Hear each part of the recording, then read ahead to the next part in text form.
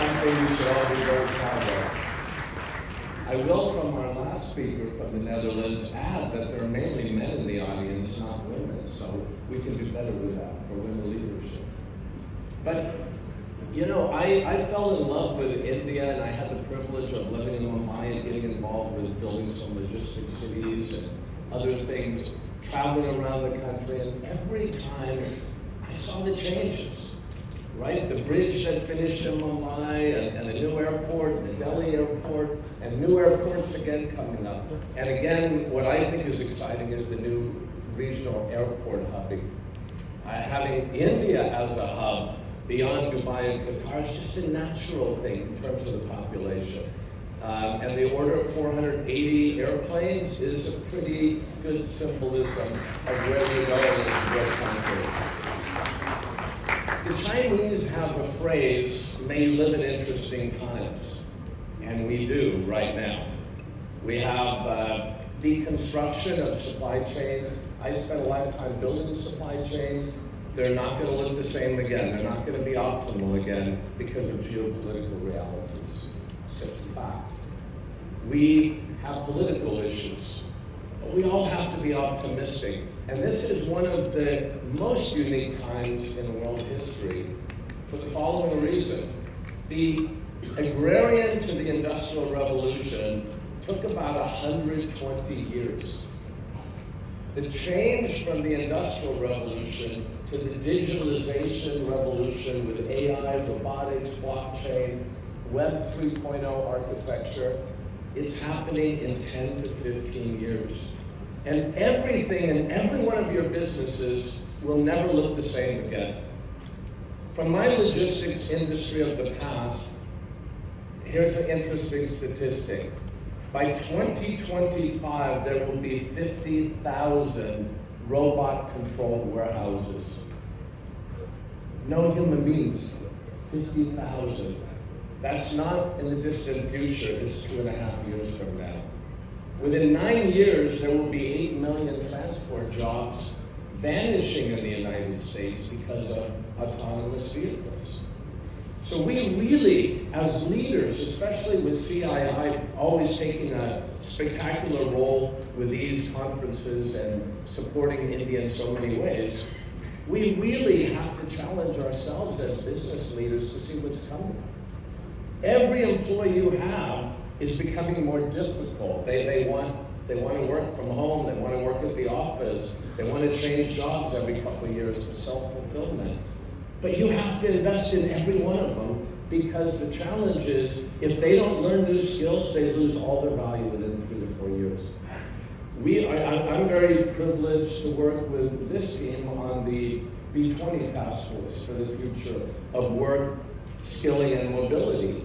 And tremendous work has been done on that as part of the G20 process. And we're looking at recertifying the skills of every worker every 3 to 5 years for the rest of their life. You don't even have a choice. You have to invest in upgrading. But what we're all challenged to look at, what are the skills that matter? When you come out of a college, I'm privileged to be on 3 university advisory boards, including SP Jain here in India. And SP Jain is using facial recognition to look at the professor and the students to see how they're reacting to the lectures. And smart learning. And so these trends are coming very quickly. But are you prepared? And that is the question. And for India to rise the way it's inevitably should, and I believe will, you have to lead that transformation here as well. You have to think about what are the skills your employees are going to need and your managers. How are you going to invest along with the government in giving them those skills? And what does it mean? We need to change the education system. When we finished B20 task force in Indonesia, we had the Minister of Education announce that if you're in university and you want to work for a startup for a year, and it's approved by the dean, you'll get a full year of university credit, because they want the next generation to become entrepreneurs. And we talk about the power of SMEs, right? In India, and in the Netherlands, everywhere. In Singapore, where I live, SMEs are the lifeblood of the future economy because they're nimble, they can shift, they can adapt. And so we really need to support SMEs to grow, to prosper. We have to encourage entrepreneurs. If they fail, they come back. I wanted to learn about the new economy, so after my supply chain career, I started mentoring tech startups all over the world, 40 countries. For value, but I'm always learning. And so we need to encourage this amazing entrepreneurial power base that India has and connect it to the world, and we need to do that across the globe. So when we look at the future of work, skilling, robots, and so the whole education system has to be redesigned now, not in 10 years from now. And every role in your company has to be repositioned and constant training while you motivate the employees to stick around. But we're in the most exciting 10 years in world history. It can be scary or it's going to be an incredible challenge. And I have no doubt that India will rise to that challenge, as will the rest of the world. Dhanyawad. Thank you so much, Mr. Rajya, and I think everyone really resonated when you spoke about mentoring young women. So I think we all have a role to make sure that we mentor them. But really, a question for you. You know, for years we've been speaking about the mismatch between educational institutions and real life and how people go through jobs. In fact, most people say that by the time you finish your education, by the time you finish your career, anything you studied is completely irrelevant when you've moved from 3 or 4 jobs, or the way that you looked at things are different. So while I think lifelong learning is important and here to stay, but what would be the fundamental things that you think we should be doing some changes on? My voice is louder than it was up there. Anyways, first of all, a great challenge is that we need employees to stay in our companies because we have to invest in upskilling them and motivating them, or they have no value.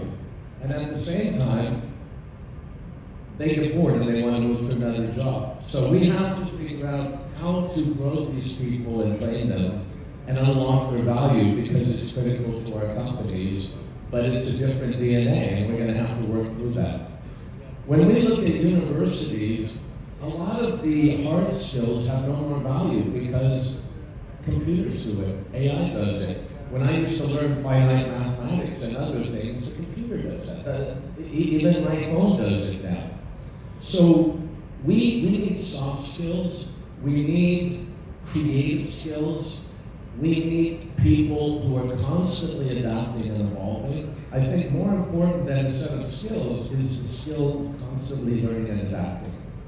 So everyone is going to have to go online and learn and upgrade themselves permanently for the next 40 years, right, in our career path.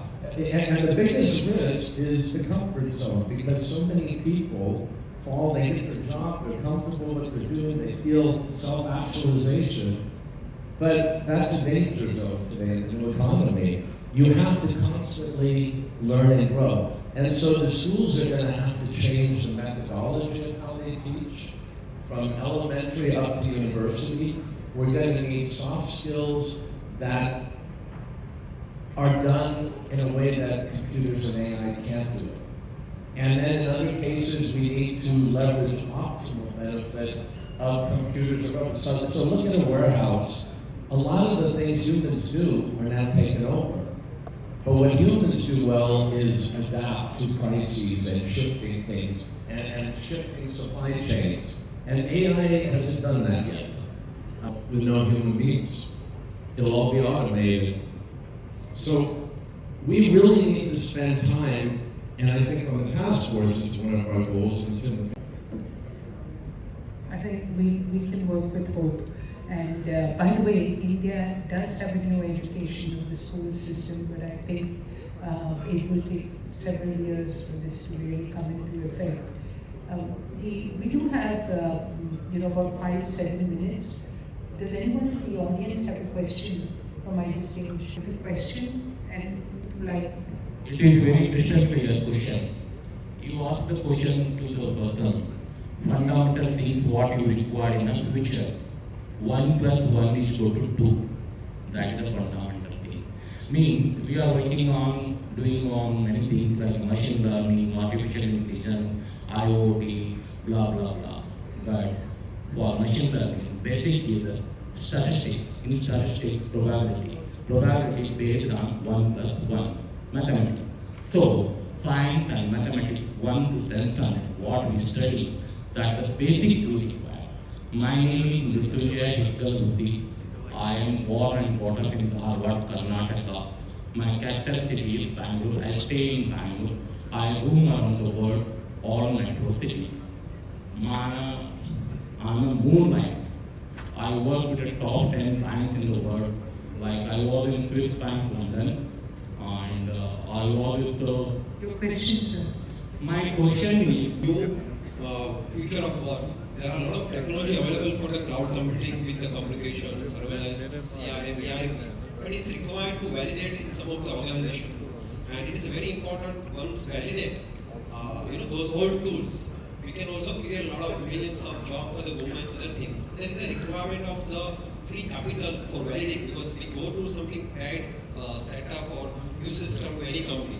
First of all, they require something. Is there any such kind of free capital to be created where there is for a few months of time? Because we have to also sort of validate how impacted these organizations. So this same study will be also copied by the other companies. So is there any free capitals available where we can validate this all convergence technology to create more jobs for remote work and more women's work in the world? Your question is about validation and Yes. is there any organizations that are actually doing this? No, there are technologies, lot of technology available where we can efficiency proven about remote practice for the women and other area actually. But at least if you go to any companies to validate this, really, firstly they ask about what is your validation in other company.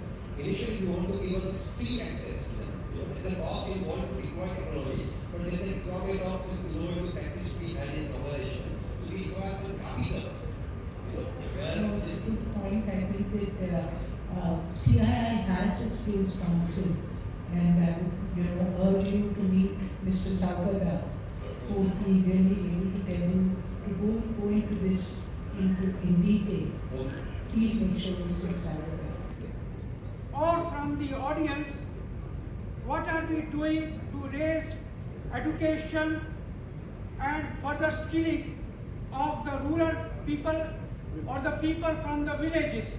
Thank you so much for listening and trying to answer my question. Thanks a lot. Organizations are doing a lot. Government is also doing, but under public-private partnership, our NGO, for example, started Tare Zameen Par project last 10-12 years, and we have empowered and skilled many differently abled children. We don't call them disabled, or specially abled children, because their mental faculties are very much strong and better. And we have trained them in courses like graphic designing, IT, data entry operator, front offices. So this is number one. Number two, on rural, I have been advocating to NSDC when I was born, because we have run about 70 rural centers in the rural area.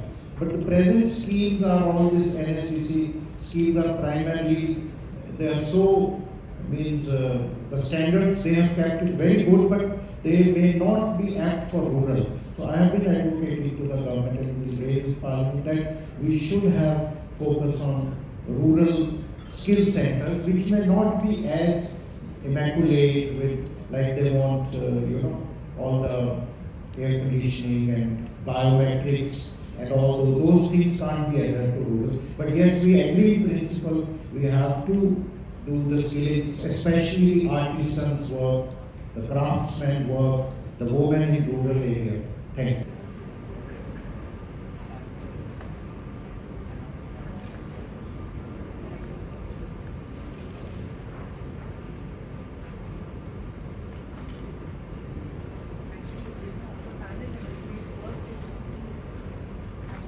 Leads the foundation practice of M3M doctorate in sociology from India with over 25 years of national, international experience, encompassing employment behavioral strategies, resource management, and client servicing skills across the different domains. Dr. Mahajan has been involved in working with stakeholders like the UN, International Development Organization, along with national and international governments across the world. Thank you, Dr. Mahajan, for joining us today. Drawing from the previous experience in many of these countries, it is not changing.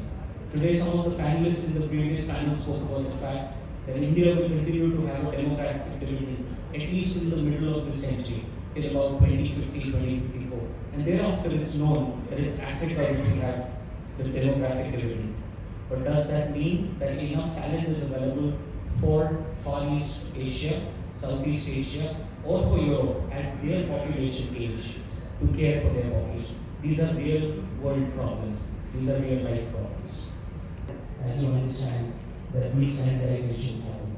It's my firm belief as well that the skill sanitization and the process of aligning skills to a shared set of rules at a national and international 6.2% increase in the team that, and during the budget also, that skilling is something inherent in all sectors of our economy. Our Honorable Prime Minister during 70th Pravasi Partnership held in Indore said that India has capable youth with skills, values and passion and honesty to work, and India's skill capital can become the engine of global growth. The global skill and job scenario represents India with a significant opportunity to fill in the talent gap. A recent COM study estimates that by 2030, there will be a global human talent shortage of more than 85 million people, or roughly equivalent to the population of Germany. At the same time, the report also estimates that India will be the only country in the world to set up incubators and mobility partnerships with India. Our Ministry of Skill Development and Entrepreneurship is at the forefront of our country's efforts to support to bridge the global shortage of workforce in the coming years by reaping the demographic dividends of the young Indian workforce.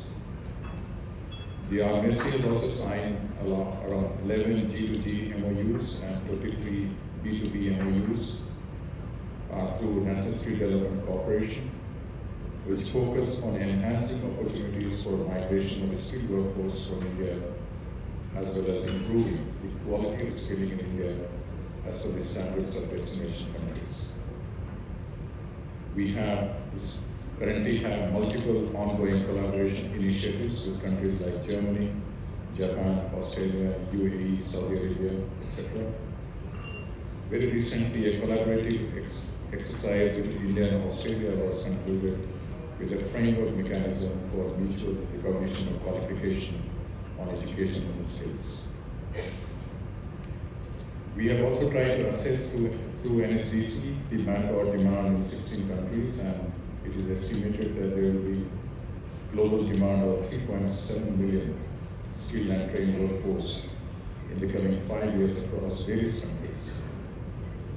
In the study, healthcare, manufacturing, science and information and technology emerged as priority sectors for migration with significant employment share, maximum unmet demand, robust growth and attractive migration environment. Among these sectors, 3 job roles, nurses, ICT professionals and engineers emerged as the priority sectors across the selected countries. As Mr. Bhatia was saying, that it is necessary that the skill partnership among G20 countries is given a fresh impetus. I would like to list some critical global collaboration areas to enhance skill standards, harmonizations. 1, global skill taxonomy. A recent ILO and OECD technical paper states articulates the need to enable G20 countries to communicate with one another using a common language with respect to skills. To enable this, there is an urgent need to develop a global skill taxonomy at a granular level to capture skills and competencies, at the same time flexible enough to capture the varied realities across different countries. Of course, a holistic resolution requires that individuals, governments, and businesses move beyond working in silos to develop innovative, sustainable, and scalable solutions. Accurate labor market information and intelligence is required for developing evidence-based skill policies. Hence, it is critical that we collaborate to undertake global skill gap assessments. Third would be the harmonization of qualification and qualification framework, which will involve developing common referencing mechanisms to promote mutual understanding of skill levels and outcome descriptors. Standard supplements can be developed for skills and education to convey the value and promote mutual understanding of a qualification from different G20 countries. Standards harmonization, which not only promotes mobility of skilled workforce, but enhances the delivery capacity. To some further interesting insights on this topic by the esteemed panel and by the audience. Thank you very much. Thank you, sir. Thank you, Mr. Tiwari. That was very insightful. While I take away many things from your opening speech, the one thing I definitely take away is that you are creating a factory of workers, not just for India, be it IT or non-IT workers, but you're creating them for the world. We can definitely see many countries coming here, shopping for our talent in times to come. Thank you so much for the work that your ministry is doing. Would you want to add to that? Today and my fellow panelists to engage in such an important... I'd like to take a moment to zoom out and to encourage you to think about the bigger context of skills standardisation.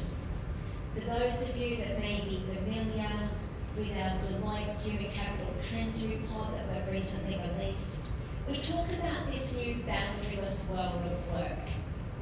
We in particular focus on 6 key shifts that we see to be transforming the future of work. One is the shift from jobs to skills. The next is the shift from employees to workforce ecosystems. The third is the shift from flex work to flex everything. The fourth, from productivity to looking at all of the levers to unlock human performance. The fifth, using technology to automate work, to using technology to augment human capabilities and make work better for humans and humans better at work. And the sixth, shifting from employee-led models to those that are designed around harnessing the rise of worker agency.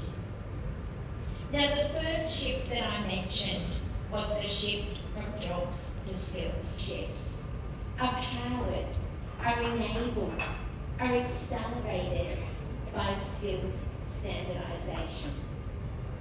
We are in a world of work that is no longer stable, predictable. It's a world that's about speed, agility, perpetual disruption. All of the boundaries that we once had that helped us maintain the natural order of how we worked, where we worked, when we worked. As no longer is our work performed mainly by our on-balance sheet employees. All of these shifts, these boundaries are falling away and creating new, exciting possibilities for workers, employers, and society at large that are willing to show up in front of Forum on the Future of Work and Skills. The message that ILO would provide today will focus on the success indicators of global practice on mutual recognition of skills, which is really looking at, if you look at the thematic area today, that calls for harmonization of skill standards. But the primary aim here is to really look at the seamless mobility of students and workers, both at the national level and globally beyond the borders of the national system. As I have mentioned, harmonization, based on the experience, harmonization of skill standards is basically easily said than done.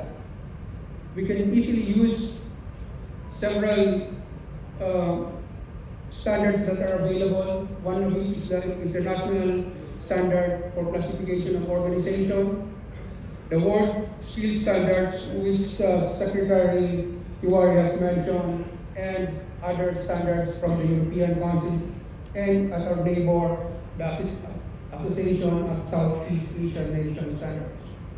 However, there is a need for this to be realized. There is a need to strengthen the quality assurance system of education and training at the national level.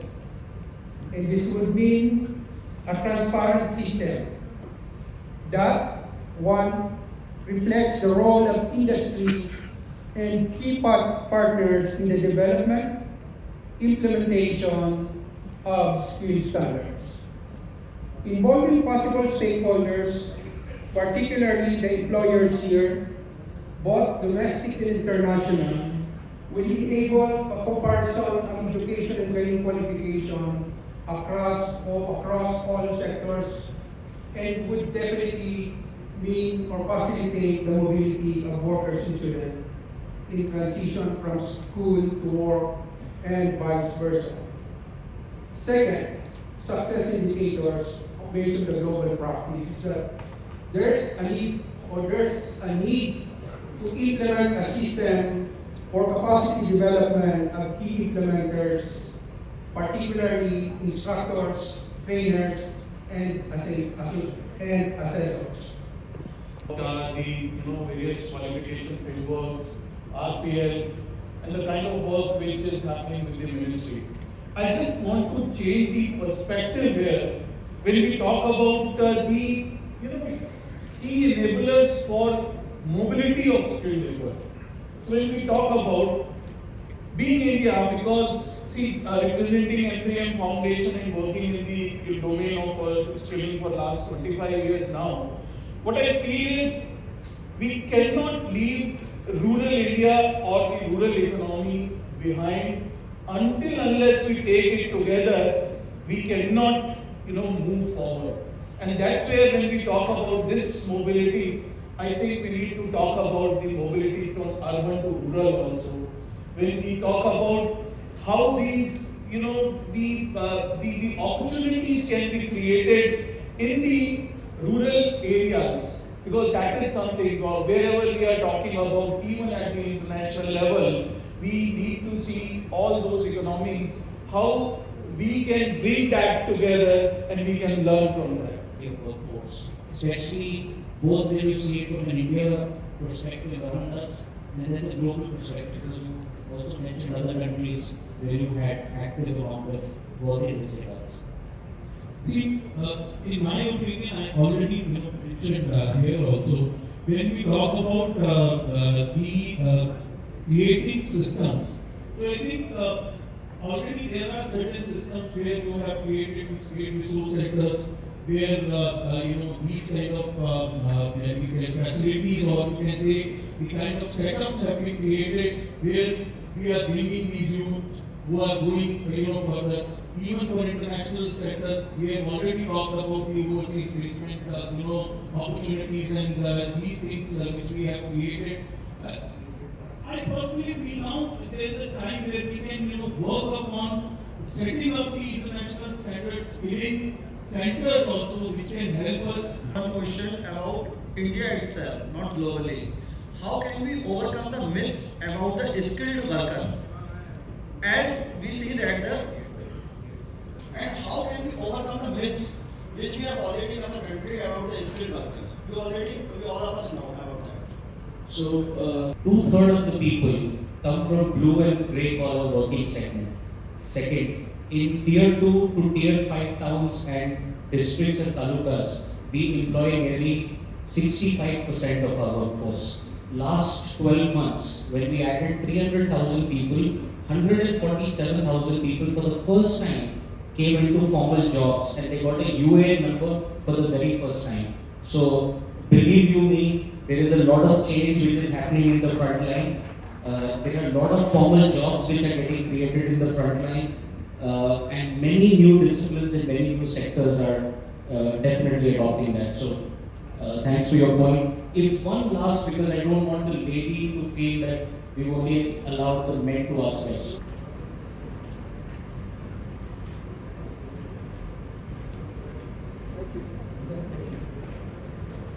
This is a collection of ODOP gifts, one district, one product gifts which have been sourced from artisans by the Government of India, DPIIT, and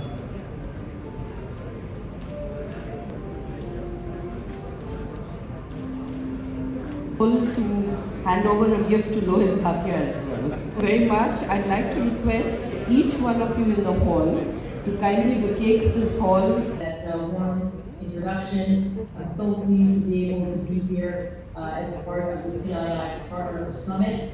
This is indeed a big year. India is hosting the G20, and I want to congratulate India on your leadership and wish you a very successful host year. A couple of my colleagues, ministerial colleagues, have already been there to India, and I'm certainly looking forward to being there. I wish I was actually there in person today and to see my good friend Piyush, but we know that will happen in very, very soon. It is actually almost a year ago that Minister Goyal and I set out to build even stronger trade and investment bridges between Canada and India. And when I look around that room virtually, because I can see the room from where I am, your summit through CCI and your leadership is really giving us an opportunity to continue this great partnership work. There have been significant changes in relationships between nations, and more than ever, it's essential that we deepen relationships with like-minded partners. Partners who value rules-based trade that is inclusive, sustainable, and mutually beneficial. Partners like India, partners like Canada. And with that in mind, I do want to congratulate Mr. Goyal for you and your leadership and of course convening such a strong group of trade colleagues who are here from around the world. I want to say a very special hello to each of you. I wish I was there. Hello, Minister Hassan from Indonesia, Minister Sharma from Bhutan, Minister Gan from Singapore, Minister Diaz from Cuba, of course, Your Excellency Almara from the UAE, Minister An, who I know will join you from Korea, Minister Kalichun from Mauritius. Hello, my good friends. It's terrific to share this stage with you, even though I am virtual. Around the world, indeed, I think it's clear that partnerships between governments and industry will continue to drive national development to the CII, or hosts at the summit. For nearly 130 years, we've given respected voices for business and more than 20 Secretariat for India's G20 presidency this year. And when I was in India earlier in the year, I was very grateful that Mr. Goyal was able to give me a wonderful forum where I was able to spend some time with members and really just showcasing the economic potential that the world has through collective leadership. And it's no wonder that the motto this year for the summit is just so apt. Competitiveness, growth, sustainability, internationalization, fastest growing economy this year. I think more, and this is very happy because I think the world is in a state, I think more than the cargo container ships that sail from Dubai to China to Calcutta. But I also think about, apologies, my screen was shifted for just 1 moment. And where you are about to go. Because the lotus symbolizes rebirth and strength. And it's what we're seeing in India today, which is true with the world of India. And the government of India, the policies are on to make that a reality. And as a valued friend and partner to India, Canada wants to help in this effort. Canada and India are long-standing trade nations. In a way, this is part of our DNA. The seamless exchange of goods, services, and investment between trading partners helps to create prosperity for both. Excellency Sri Piyush Goyal, Director General Chandrajit Banerjee, CII, other office bearers of CII, ministers, excellencies, distinguished speakers, scholars and delegates, ladies and gentlemen, Kuzu Zampo and Namaskar. आप सबको होली का मुबारक है और शुभकामनाएं।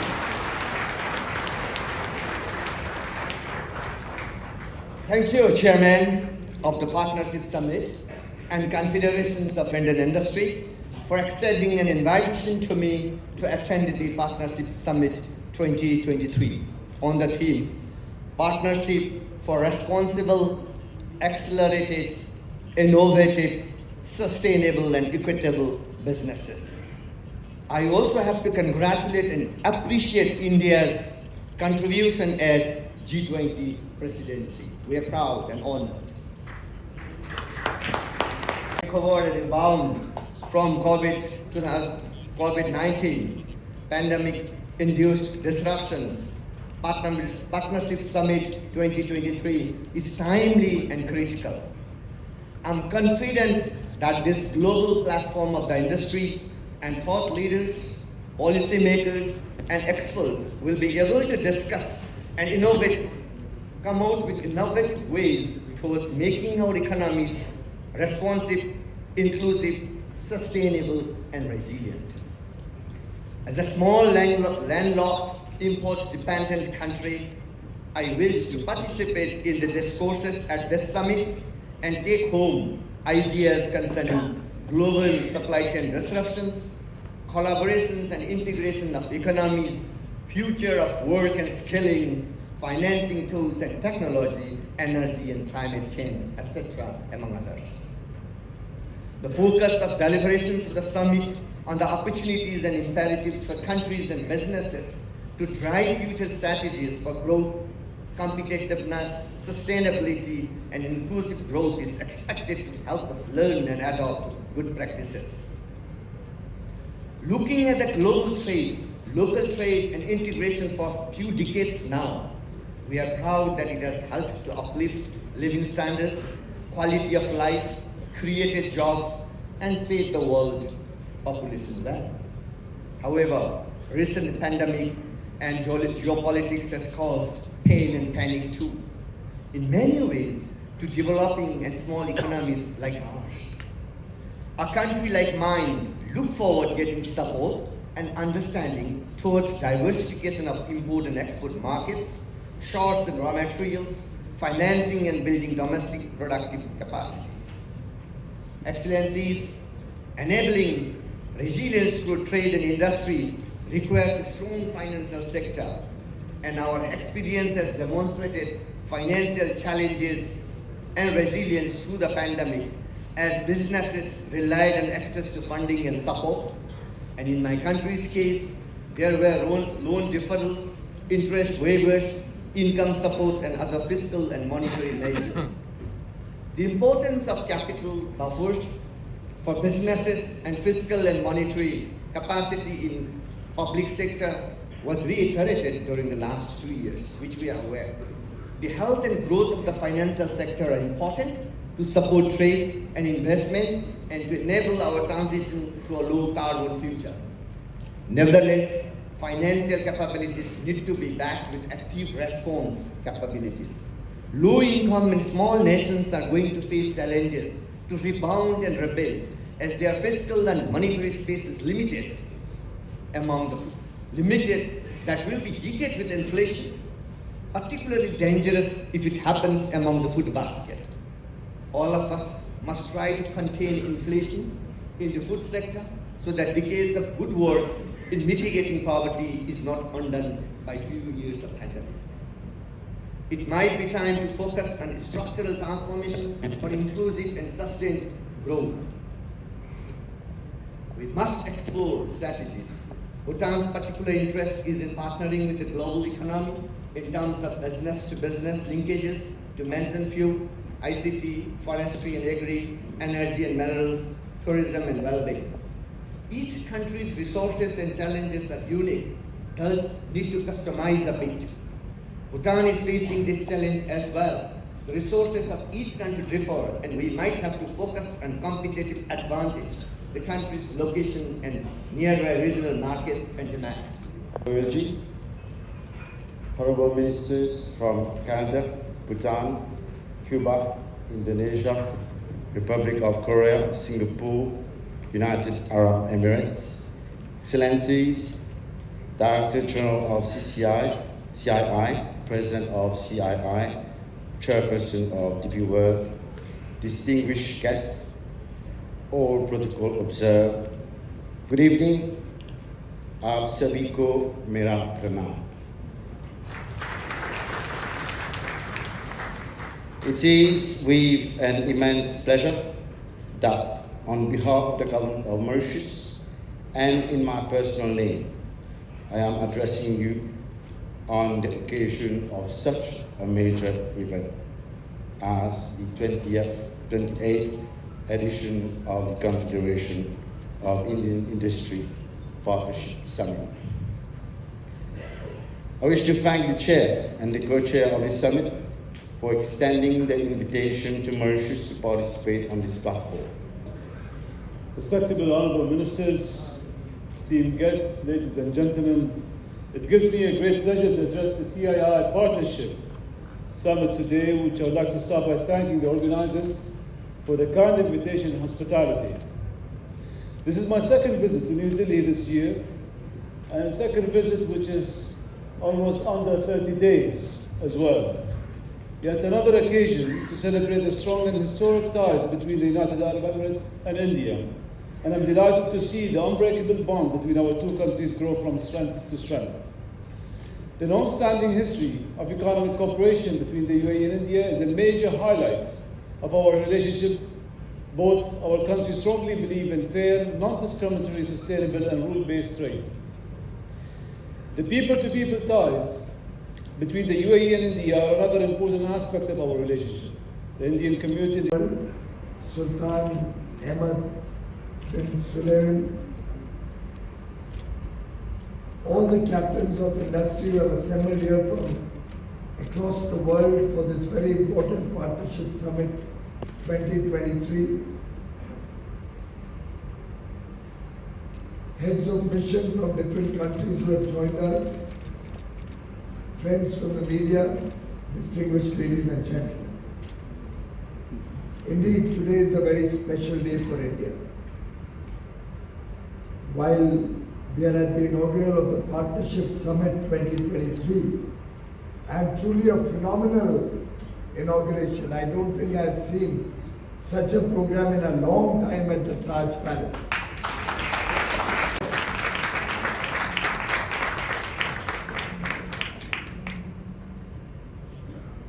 I say we are a proud nation today, having won 2 Oscars for the first time.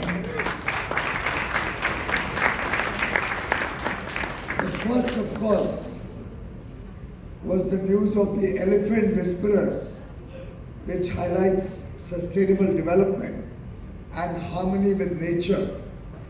But the good part is, it also gives us a sense of women empowerment in India. Both the director and producer are both women of eminence. But we have another woman amongst us here today, Shobna Khomeini. Shobna is the proud mother-in-law of Nagru's actor Mr. Ramcharan Upasana. And my compliments to the entire cast of Natu Natu for being selected the best original song. The entire RRR cast, whether it's her son-in-law Ramcharan, whether it's the screenwriter Mr. V.V. Prasad, who is now a member of the Rajya Sabha with me, nominated by Prime Minister Shri Narendra Modi, Junior NTR, Raja Mauli, the entire team deserves the highest accolades. May I suggest we play a small clip of the song?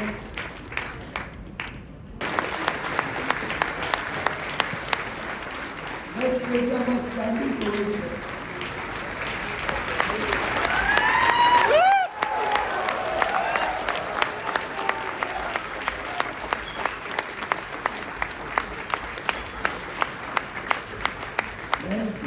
Thank you very much.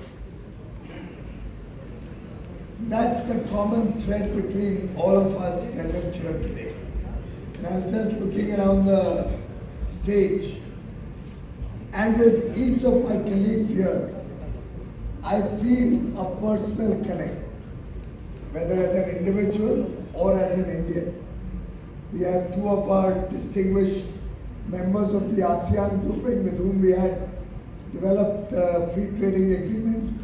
Many years ago, we had Singapore and Indonesia here, and we had Korea, with whom also we had executed one of our earlier free trade agreements on the screen. We have the UAE, with whom we recently concluded the world's fastest negotiated free trade agreement and comprehensive economic partnership. 88 days, start to finish. And His Excellency, my good friend and brother Abdullah, was here to execute it with me in May of 2022. And truly, it was in February of 2022. And the fastest ever coming into effect happened with that agreement on 1st of May. It came into effect within 2 months of signing. And I have with us here Mr. Kalicharan, Excellency Minister Kalicharan, with whom I had the privilege to do my first comprehensive economic partnership. The first that I did as Commerce Minister a year and a half ago. We have with us Mr. Loknath Sharma, a very valued neighbor, somebody with whom I have a very deep personal connect for several years, and who represents probably the only country, or the country which is the symbol of happiness when it comes from economy. The minister from Cuba only yesterday, and we discussed at length the long relations that we have had between Cuba and India. I think many of us, a little older generation, will remember pictures of their leader and our earlier prime ministers together, reflecting the deep spirit of cooperation and friendship between our two countries. And with Canada, Mary Angie was in England or in London. It's very appropriate because we are negotiating comprehensive economic arrangements and partnerships with both Canada and the United Kingdom, where she is right now.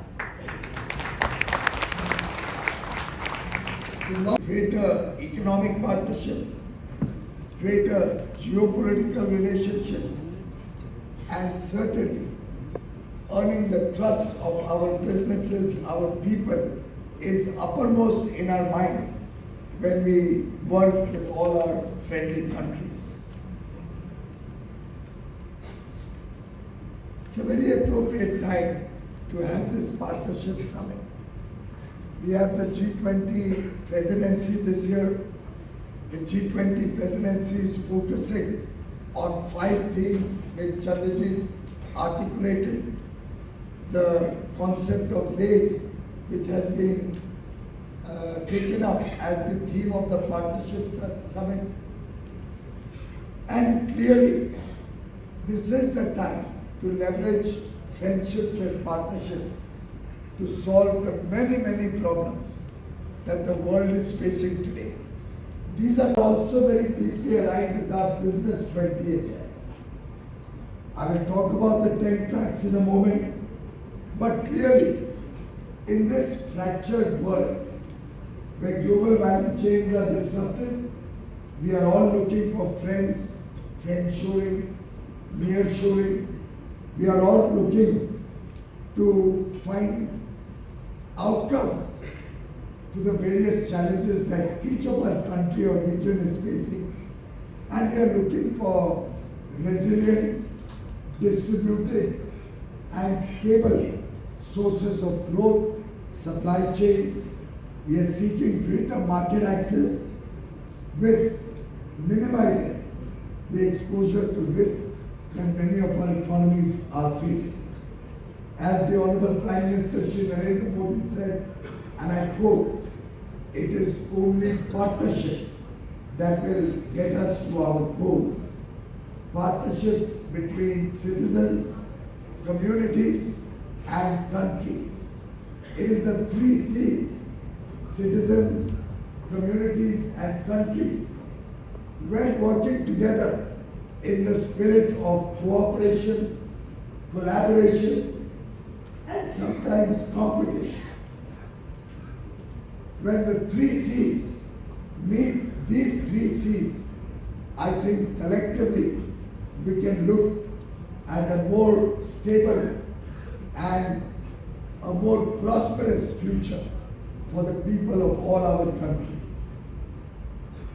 Friends, if you look at India's partnerships, the 5 themes: responsible, we were a responsible global citizen when we developed the COVID vaccines, not only for our own citizens, who were administered 2.2 billion vaccines free of charge, all made in India, indigenous vaccines. But we also provided vaccines to the less developed countries, to the Pacific Island nations, to Caribbean nations, to small island states, to our neighbors. Over 250 million vaccines were provided, most of them free of charge, to other parts of the world. When we talk of accelerated partnerships, look at how we work with UAE. I just spoke about the 88-day FTA, or the Comprehensive Economic Partnership Agreement. With Australia, it was a similar story. While we launched in September of 2021, COVID there and then COVID here, Christmas, New Year, effectively, we launched the Australia negotiation on 4th of January via video conference. And we executed that agreement on 2nd April. With February thrown in, that's probably faster from start to finish with 85 days. That's accelerated relationship building that I would urge other countries and other economies to follow, and that I would urge businesses from all the various partner countries to look at the speed of action, because that is the need of the hour. Innovative.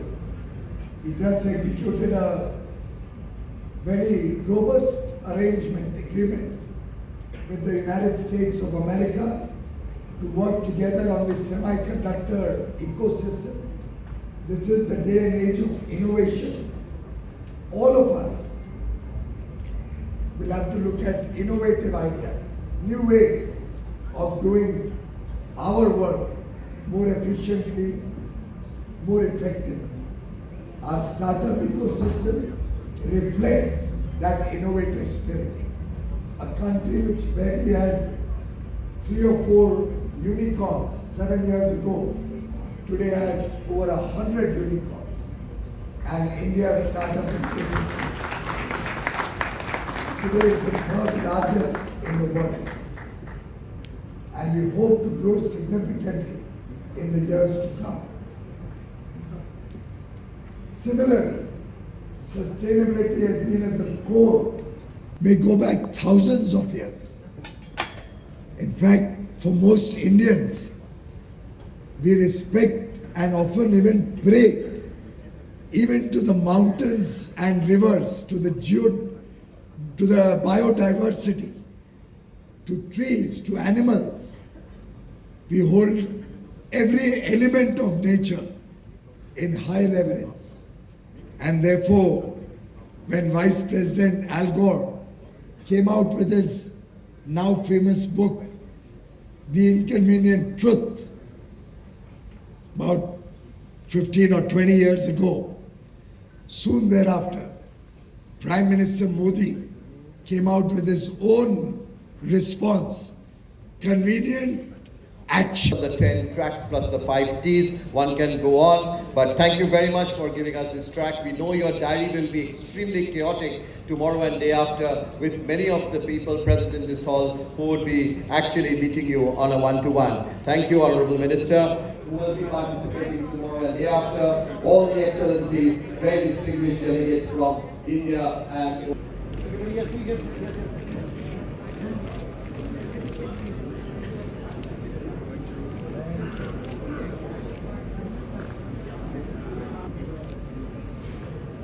These are very special gifts which have been procured and sourced from various districts from various states of India, handpicked and selected to encourage artisans and preserve the Indian heritage.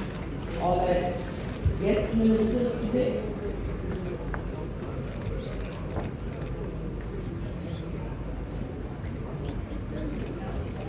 Token of affection, CII and over 1 year. Ladies and gentlemen, can we hear it for them all one last time before we close the session today? NATO के जो script writer हैं हमारी राज्यसभा में हमारे साथ राज्यसभा के सांसद हैं। हमारे लिए गर्व की बात है कि माननीय प्रधानमंत्री जी ने ऐसे लोगों को राज्यसभा में नियुक्त किया है नॉमिनेटेड मेंबर्स के रूप में, जो देश का मान, शान और आन बढ़ाते हैं, पूरी दुनिया में देश का डंका बजाते हैं।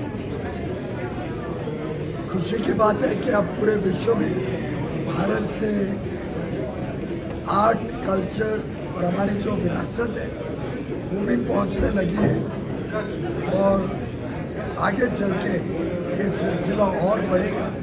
इसके लिए मेरी शुभकामनाएं। एक अच्छी बात है कि तेलुगु फिल्म है, ऐसा भी नहीं है कि भाई रीजनल फिल्म्स के लिए संभावनाएं नहीं है। भारत जो दुनिया में सबसे ज़्यादा फिल्में बनाते हैं उसके लिए एक बहुत अच्छा संयोग है। 2 ऑस्कर आगे चल के और बढ़े, ऐसे हम सबकी भावना। दोनों पूरे इस कास्ट को, दोनों ऑस्कर अवार्ड विनर्स को, सभी को मेरी बहुत बहुत बधाई।